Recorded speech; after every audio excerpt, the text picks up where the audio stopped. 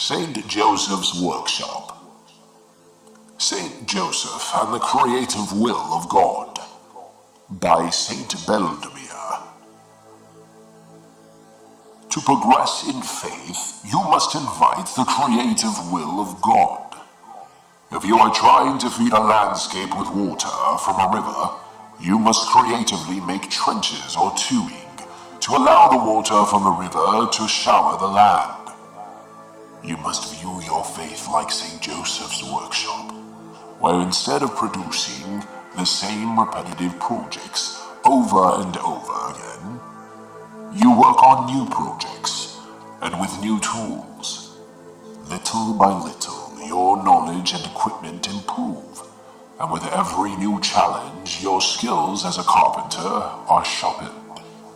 When you find your workshop unimproved, disorganized, repetitive, be aware.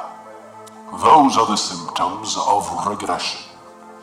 The spirit of life is not regressive, but progressive.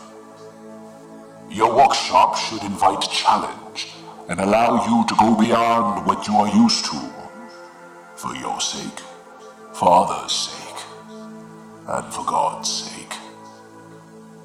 This is the spirit of Joseph.